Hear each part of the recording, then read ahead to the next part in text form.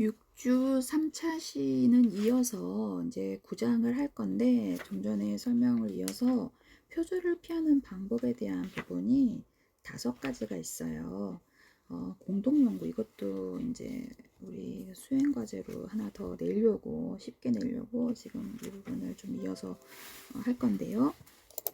공동 연구라는 첫 번째는 공동의 집필한 원문의 공저자를 모두 게재하는 것. 그래서 학문 쪽 동료, 심사자와의 대화를 통해 얻은 중요한 아이디어나 공헌 역시 밝혀야 한다는 것이고요. 말바꾸기는 X에 따르면 혹은 X가 주장하는 바와 같이라는 등의 방식으로 원저자를 인정하고 출처를 본문 혹은 이제 각주, 미주 이런 부분으로 각주는 따로 써서 칸을 밑에다가 따로 다는 거고, 미주는 꼬리 밑자잖아요. 뒤에다 쓰는 겁니다. 그래서 참고 문헌에서 제시하는 것. 그 다음에 인용은 축약적으로 인용한 경우에 인용 부호를 붙이고 출처를 또 본문 혹은 각주의 참고 문헌에 제시하는 것입니다. 인용구 주의 혹은 특정 구술 주변에 인용 부호를 직접적으로 사용하고 각주, 미주, 주석, 참고 문헌의 원문을 제시하게 됩니다. 이런 것들을 인용하되 축약적이지 않은 경우에는 말 바꾸기와 같이 X에 따르면 혹은 X가 주장하는 바와 같이 등의 방식으로 원저자를 인정하고 출처를 본문 혹은 각주와 참고 문헌에 제시하게 되는 것입니다.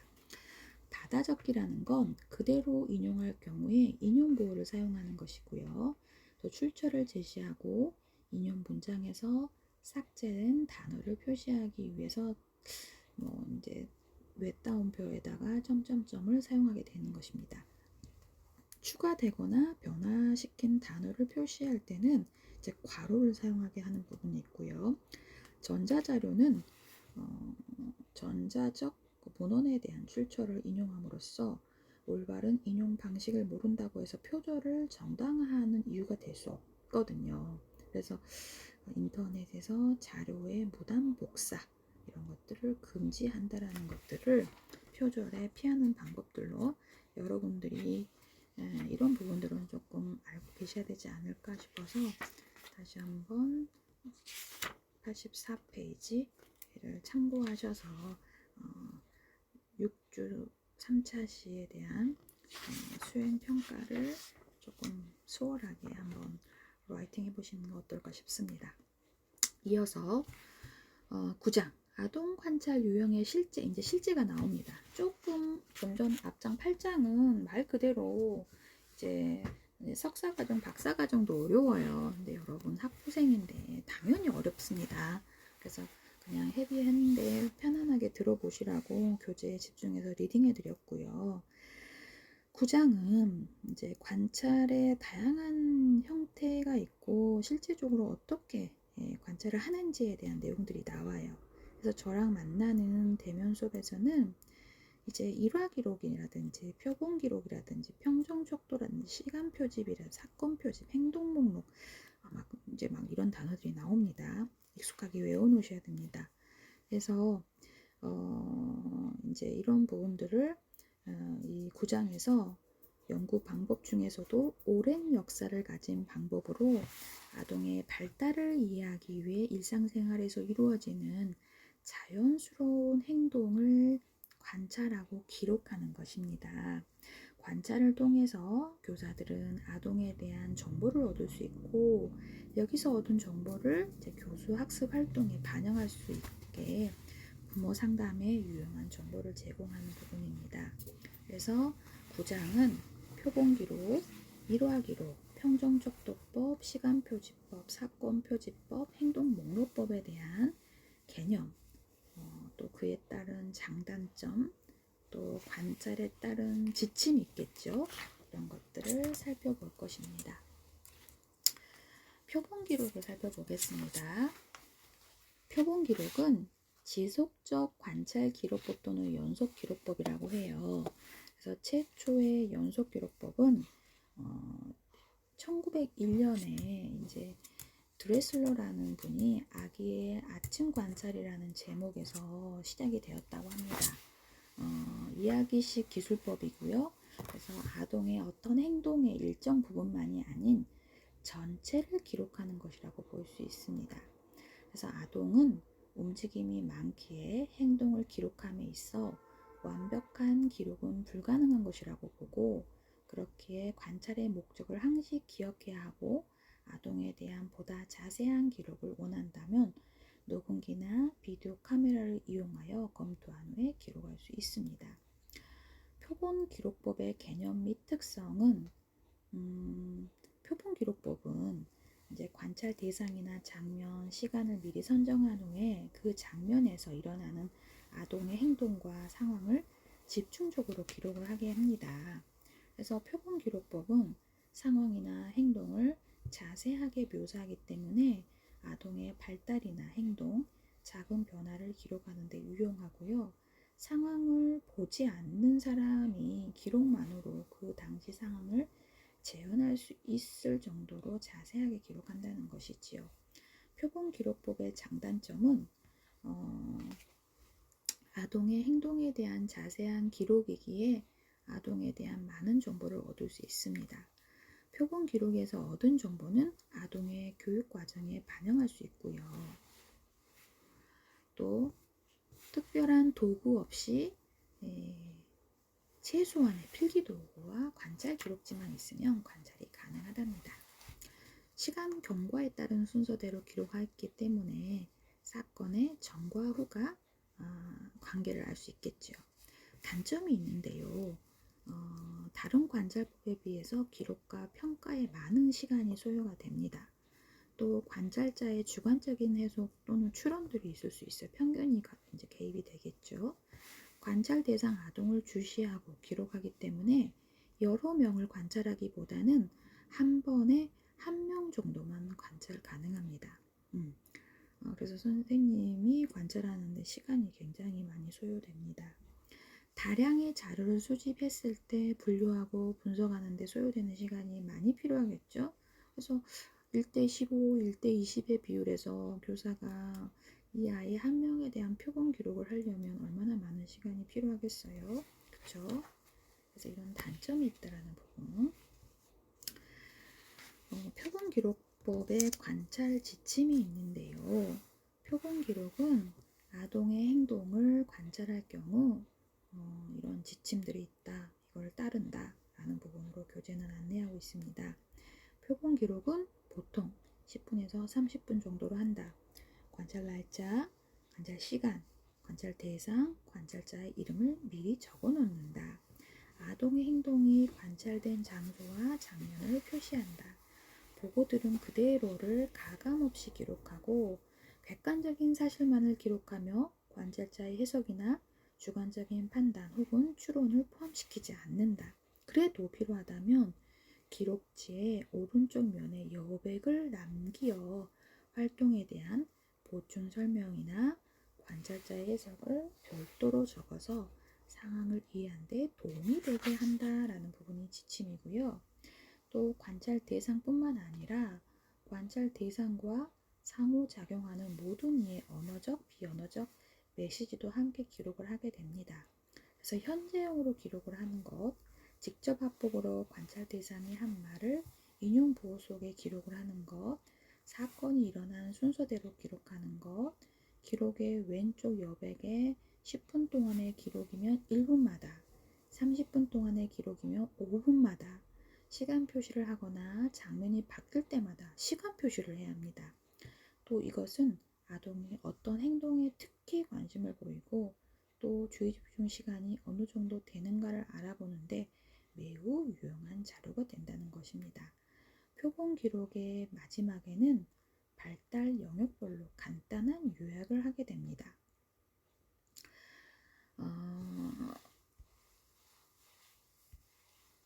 표본 기록법에 작성하는 양식이 이제 PPT로 안내를 하는데요. 표본 기록법 작성 양식에는 관찰 대상의 이름과 성별, 생년월일, 관찰 날짜, 관찰자, 관찰 장면들을 아까 미리 기록해 놓는다라는 부분으로 설명을 드렸는데요. 그래서 사전에 기록하는 부분이 조금 핵심이기도 하고요. 표본 기록법의 실질적인 부분을 한번 살펴볼까요?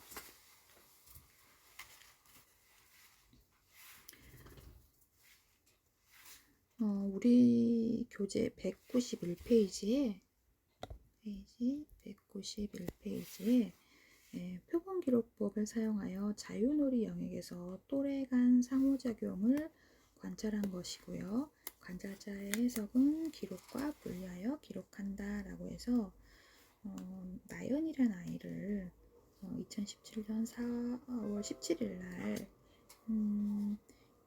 20분 정도 관찰을 했네요.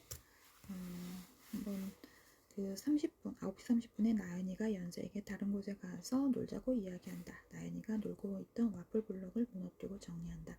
옆에서 놀이하던 연서에게 연서야 우리 정리하고 미술영역으로 와서 그림 그리자 라고 말한다. 그래도 연서가 계속해서 블럭놀이를 하고 있자 나연이가 다시 정리하라고 말한다. 알았어 지금 정리할 거야 라고 말하며 정리를 한다. 나연이는 연서가 정리하는 걸 돕는다. 정리를 한 후 미술영역으로 이동한다. 9시 40분 스케치북을 찾아서 태희 옆에 앉는다. 나도 그림 그릴 거야 하며 스케치북에 빈 곳을 찾아 편 후 색연필을 꺼내어 그림을 그린다. 처음에는 검정색으로 자동차를 그리더니 다음엔 노란색으로 자동차를 그린다. 색연필이 마음에 들지 않는지 크레파스를 가지고 온다. 난 크레파스로 색칠할래 하며 소매를 걷더니 색을 칠한다. 태희가 나연아 뭐 그린 거야? 하고 묻자 이거는 아빠 차야. 우리 아빠 이번에 차 샀거든. 검정색이야. 그리고 이건 우리 엄마 차야. 엄마 차는 아빠 차보다 작아. 그런데 엄마 차는 내가 좋아하는 노란색이야 라고 이야기한다. 평가. 나연이는 자기가 하고 싶은 말을 친구에게 할 수 있다. 자신이 활동을 하다가 원하는 것이 있으면 직접 가서 원하는 것을 가지고 올 수 있다. 내용을 요약하면 신체 발달, 소근육 발달은 정상적인 수준, 언어 발달은 친구에게 자신의 생각을 이야기하는 상호작용 및 언어 표현 능력이 양호함, 인지 발달은 차의 색깔과 크기를 정확히 구분할 수 있고 사회 정서 발달은 집중하여 작업함, 또래 간 상호작용이 활발히 일어남. 이런 내용들로 우리 교재 191페이지에 표본기록법을 예를 들어 놨고요. 일화 기록을 살펴보면 아동의 행동을 직접적으로 관찰하여 객관적인 서술식으로 기록하는 것. 그래서 중요한 사건이나 핵심이 되는 행동을 중심으로 짧게 기록하는 방법. 그래서 현장에서 이 부분을 제일 많이 씁니다. 그래서 여러분들이 저하고 이제 이런 현장에서 많이 쓰는 방법을 훈련을 좀 하고 나가시는 게 교사가 되셔서 당황스럽지 않으시겠죠. 이것 때문에 퇴근을 못 하시거나 주말에도 편히 쉬지 못하시고 이거를 싸질머질고 집에 가서 이제 이걸 쓰고 계시는 경우들이 많기 때문에 저랑 이 부분들을 좀 연습을 많이 하셔서 현장에서 시간을 여유롭게 쓰실 수 있도록 한번 트레이닝 해봅시다. 지금 말고 대면 수업 때요. 중요한 사건, 핵심이 되는 행동을 중심으로 짧게 기록하는 방법.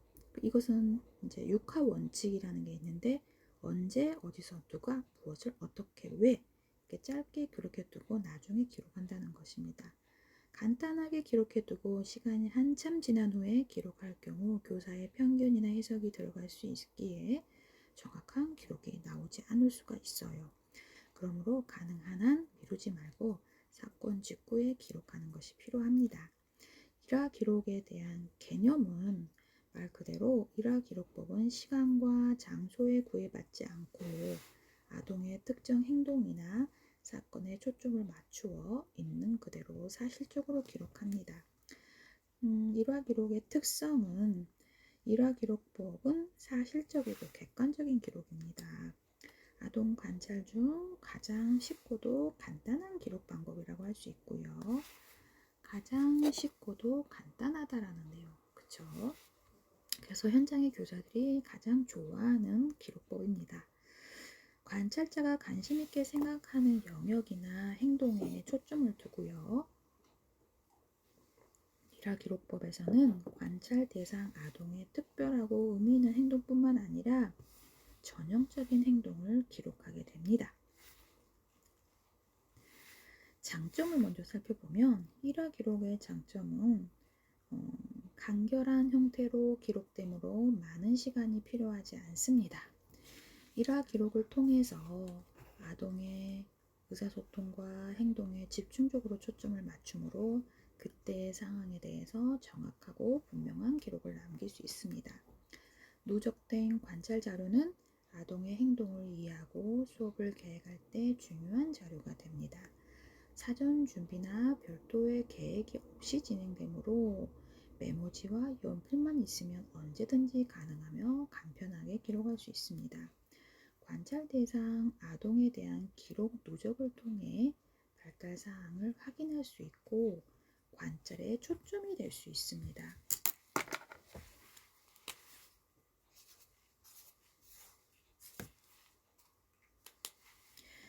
단점을 살펴보면 시간이 지난 후 기록하게 되는 경우 사건이 일어난 원인이라든지 이유에 대해서 정확히 알기 어렵겠죠. 그래서 그런 것들이 힘이 드는 부분이 단점이고요. 사건 즉시 기록하지 않고 간단히 메모만 한 후에 추후에 작성할 경우 내용을 잊어버리거나 관찰자의 편견이 들어갈 수 있습니다. 아동의 행동 중 일부만 기록하기 때문에 해석에 오류를 범할 수 있고요. 또 정확하고 객관적인 기록이 아닐 경우 아동에 대한 부정적 이미지를 가질 수 있습니다. 일화 기록법의 관찰에 대한 지침을 살펴보면 아동 관찰이 이제 관찰하는 아동이 보이는 특별한 사건이라든지 행동을 중심으로 짧게 기록해야 합니다. 사건이나 행동이 일어난 직후 기록하게 되고요. 육가 원칙에 따라서 간단히 메모를 합니다. 관찰 대상의 말과 행동을 구별해서 기록하고 내용은 직접화법으로 인용 보호를 따옴표를 기록하게 됩니다. 관찰 대상의 말과 행동뿐만 아니라 주변 사람들의 반응도 기록하고 관찰자의 해석 또는 평가를 명확하게 구분하여 기록하게 됩니다.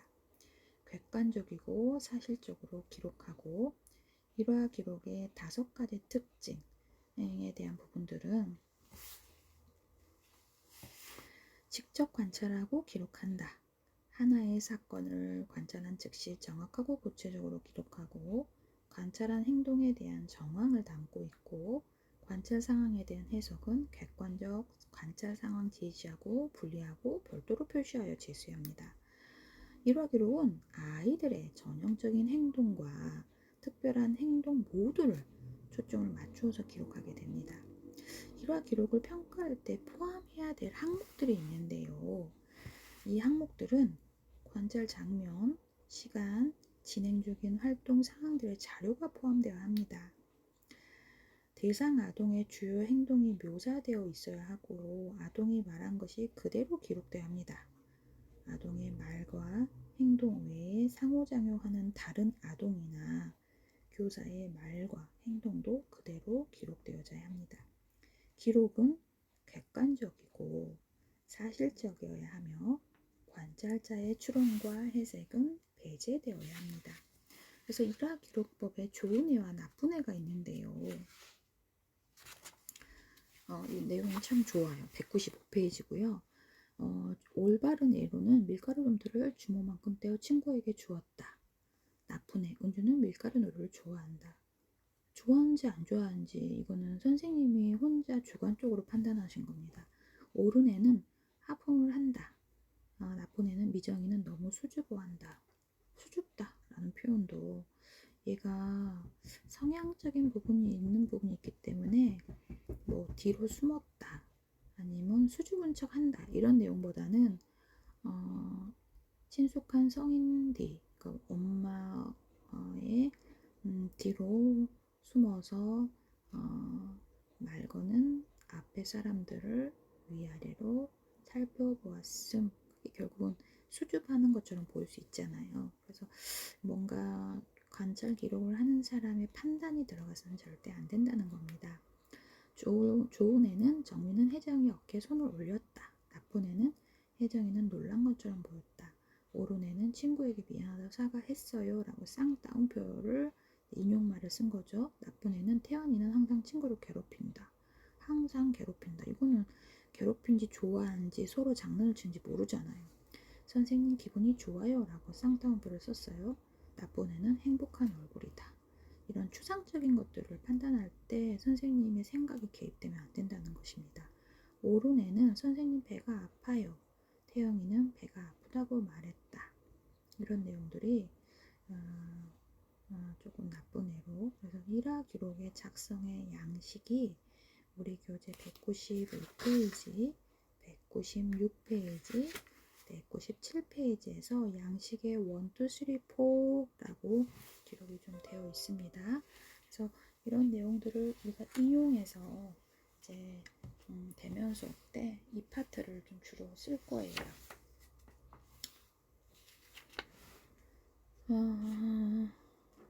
198페이지에서 이제 등원하고 낮잠 자고 또 식습관, 자유놀이 이런 부분들이 샘플링으로 나와 있는데 한번 리딩해 드릴게요. 평정족도라는 부분은 조금 뒤로 하고 그 전에 거를 조금 살펴보면 만 1세 남아이고요. 교사가 어린이집 교실에서 1세 만영 1세에 대한 부분 땡땡이가 아빠와 함께 등원한다. 아빠와 헤어지기 싫은지 잠시 눈물을 보인다. 땡땡아 아빠와 헤어지기 싫었구나. 우리 땡땡이가 많이 속상하구나. 그래도 아빠에게 아빠 다녀오세요 라고 씩씩하게 말해줄 수 있어요? 땡땡이가 고개를 끄덕인다. 그럼 땡땡아 아빠 다녀오세요 라고 말해볼까요? 하니 울먹이며 아빠 다녀오세요 라고 인사를 한다. 아빠가 땡땡아 밥 잘 먹고 친구들하고 재밌게 놀고 있어요. 일하고 저녁에 만나요. 하고 교실을 떠난다. 교사의 품에 안겨서 이따가 잠시 후에 놀이를 하러 간다. 이 등원에 대한 일화 기록인데 평가를 어떻게 기록했는지 살펴보면 학기 초 부모와의 분리사항에서 울음을 보이는 경우는 교사가 안아주고 현재의 상황을 그대로 받아들일 수 있도록 영아에게 이야기하고 아빠가 퇴근 후에 다시 온다는 것을 상기시켜주면 안정을 취하는 데 도움을 줄 수 있다 라는 부분입니다. 낮잠 시간도 살펴볼게요. 만 1세 영아인데요. 낮잠 시간에 이불을 펴고 영아들이 자리에 눕는다. 땡땡이가 울면서 잠들지 않으려고 한다. 땡땡아 잠이 오지 않아요? 그럼 어떻게 하면 땡땡이가 잠을 잘 잘 수 있을까? 선생님이 땡땡이가 좋아하는 인형을 하나 가져다 줄까요? 아니 고개를 끄덕인다. 인형을 땡땡이에게 주니 땡땡이가 인형을 꼭 껴안는다. 땡땡아 인형도 지금 많이 졸리대. 땡땡이가 인형을 재워줄 수 있겠니? 선생님이 땡땡이를 재워줄게. 땡땡이는 인형을 재워줄까요? 하니 고개를 끄덕인다. 교사가 토닥여주니 땡땡이가 잠이 든다. 평가는 학기 초 적응 기간이 끝난 영아의 경우 낮잠 자는 것이 쉽지 않다. 가정과 같은 분위기를 조성하여 영아가 마음의 안정을 취할 수 있도록 자장가를 들려주거나 영아가 좋아하는 인형을 안고 잠들 수 있도록 도와주어야 한다라는 부분을 평가를 했네요.